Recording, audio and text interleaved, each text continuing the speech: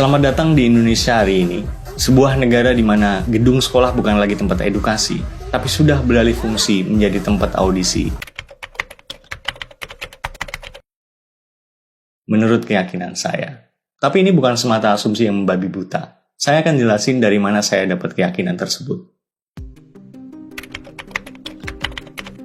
Kalau kamu cek media sosial sekarang, khususnya wajah-wajah pendidikan kita, batas antara lembaga pendidikan sama manajemen artis itu udah setipis tisu.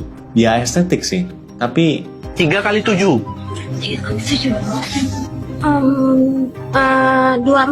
Salah. 32. Salah. Enggak, 22. Salah. Pas, Pak. 5 kali 4. 5 kali 4, 24. Salah. 23. Salah. otaknya kosong. Ini yang disebut validation addiction, atau kecanduan validasi. Jadi di psikologi ada yang namanya dopamine hit. Tiap kali si murid dan guru ini ngonten joget-joget, terus yang nonton rame, otak mereka ngelepasin dopamin yang bikin nagih.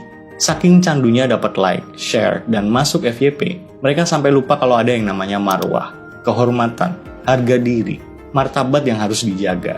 Saya jadi curiga apa pejabat-pejabat yang joget-joget itu dulu masa kecilnya dimulai dari hal-hal yang kayak gini. Saya nemu video dan kaget banget ngelihat betapa jauhnya masa SD saya sama anak-anak SD zaman sekarang. Ini bocah bukannya diajarin cara bernalar dan berlogika, malah disuruh joget-joget depan banyak orang. Which is kayaknya nggak mungkin inisiatif dia sendiri kan. Pasti ada arahan dan persetujuan guru-gurunya gitu. Mana bocahnya buat laki-laki nggak gini? Ya elah, jangan kaku ngapa bang, itu kan lucu-lucuan aja buat hiburan. Kan juga bentuk pemasaran biar sekolahnya terkenal. Nah ini masalahnya. Logika itu sekarang udah nggak logis. Bukankah lucu nggak harus bego? Panji lucu nggak bego? Radit lucu nggak bego? Ya walaupun ada yang lucu dan saya nyari-nyari di mana ini jawabannya. tapi maksudnya masih ada kan cara lain buat deket sama murid, buat bikin suasana nyaman dengan cara yang lebih berpendidikan. Sekarang kayak seolah nunjukin moral nggak lebih penting daripada viral. Viral udah kayak standar kesuksesan baru. Viral sama dengan sukses. Dunia pendidikan kita lagi ngadepin penyakit serius, di mana penorehan prestasi sudah digantikan oleh perburuan validasi. Masih ingat video ini? Setahun tuh 12 bulan. Kalau 2 tahun berapa bulan?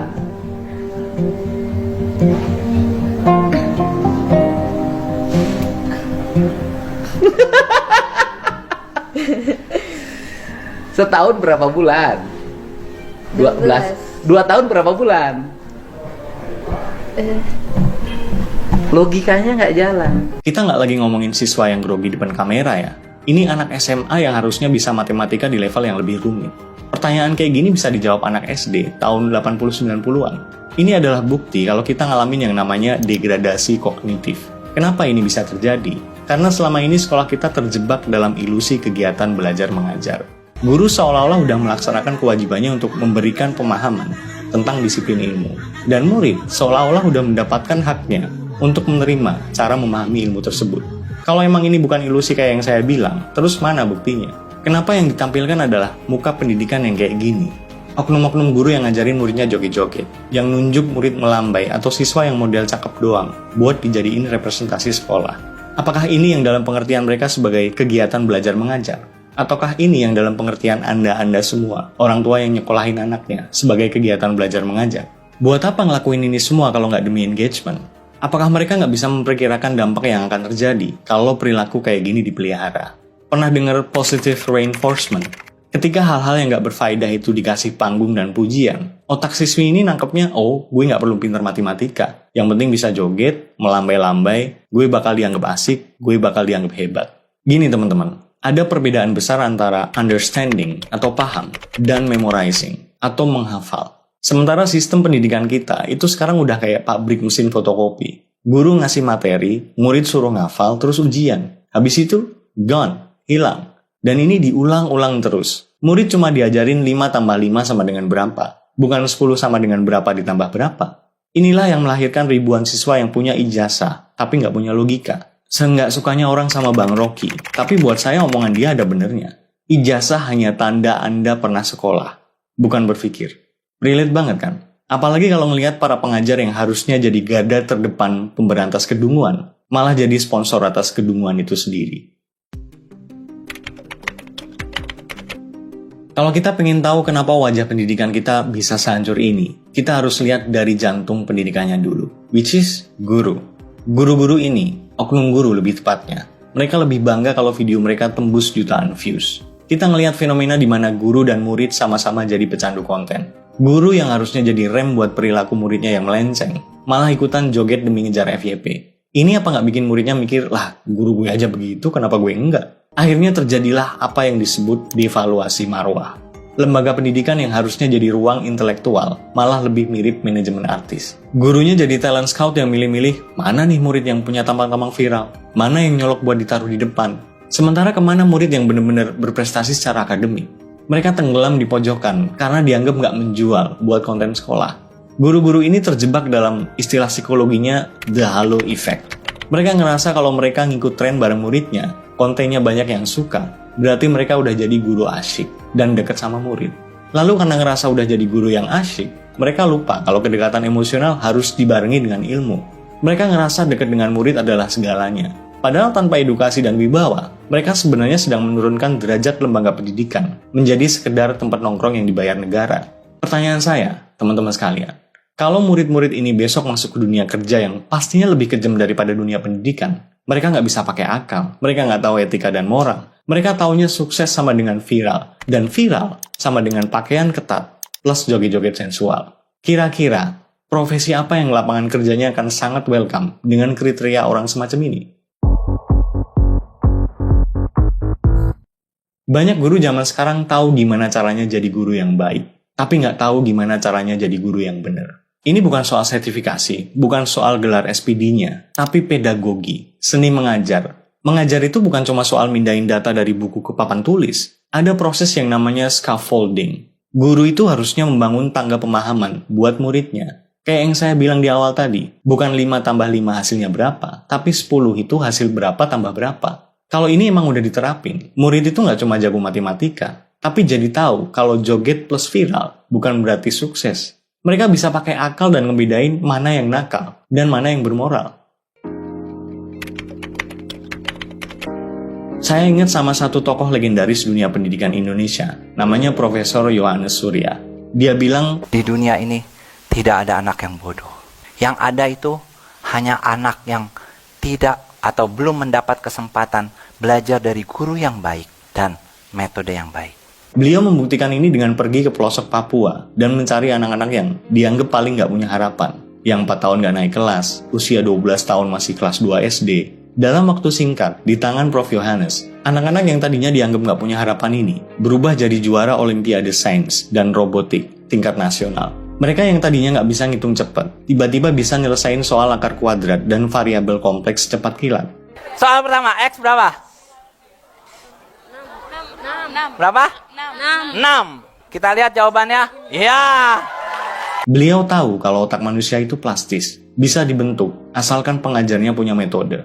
Jadi kalau kamu ngelihat ada murid SMA yang nggak bisa matematika, atau nggak tahu 2 tahun itu berapa bulan, jangan cuma ketawain muridnya, tanyain gurunya, selama ini di kelas mereka ngapain aja?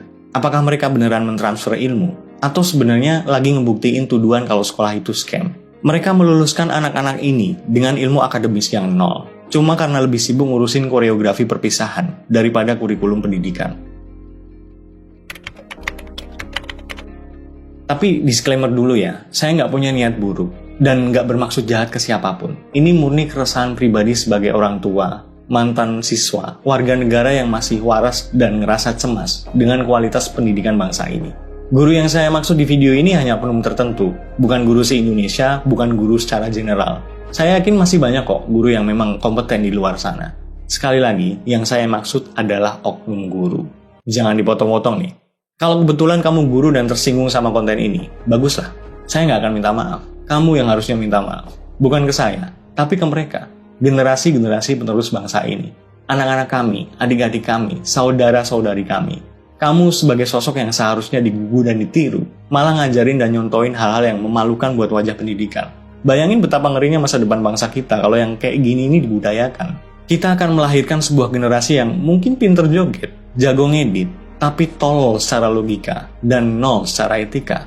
Emang kamu mau jadi orang tua yang udah kerja keras banting tulang buat nyekolahin anak dengan harapan dia terdidik logika dan moralnya? Tahu-tahu anakmu muncul joget-joget jadi figuran di konten TikTok gurunya? Atau parahnya lagi karena terinspirasi gurunya, anakmu ngikut joget-joget, terus rame komentar yang wah, ngeri lah. Atau jangan-jangan malah nggak kepikiran sampai ke situ? Guru beneran nggak sih? Coba jawab, 12 kali 2 berapa? Tahu nggak jawabannya? Kalau tahu, kenapa jawabannya itu? Ini orang ngomong doang. Dia nggak tahu apa. Murid itu butuh kenyamanan biar bisa belajar dan menyerap pelajaran dengan baik. Pelajaran yang mana? Yang joget-joget itu? Video yang tersebar di media sosial memperlihatkan 5 orang siswi sekolah dasar yang bergoyang erotis sambil disawer dan diteriaki oleh penonton. Apa yang nggak bisa hitung-hitungan itu?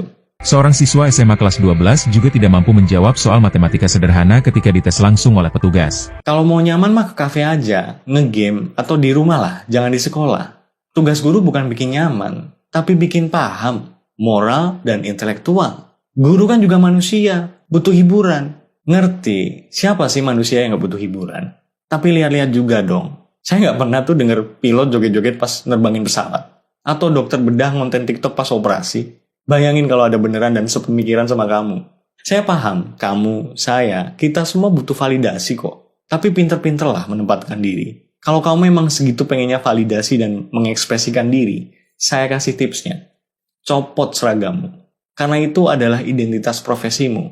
Selama kamu pakai itu, 1 kali 24 jam, kamu adalah wajah pendidikan negara ini. Kalau atribut-atribut itu udah kamu tanggalkan, mau cari validasi, mengekspresikan diri, cari kitab suci, terserahlah. Tapi tolonglah Pak Guru, Bu Guru, jagalah marwah pendidikan bangsa ini. Jadilah sosok yang memang pantas digugu dan ditiru. Kami titipkan anak-anak kami, generasi penerus bangsa ini ke tangan kalian. Tokoh kunci dan garda terdepan dunia pendidikan. Buat kamu para murid, adik-adikku sekalian, saya cuma pengen bilang, nanti kamu bakal nyesel di masa depan kalau ngebiarin ilmu akademismu nol cuma karena keasikannya scroll. Buktiin kalau nggak percaya. Anggap video ini adalah time kapsulmu. Komen di sini dan balik 10 tahun lagi. Ceritain apa yang kamu alami. Buat sekarang fokus pendidikan dulu.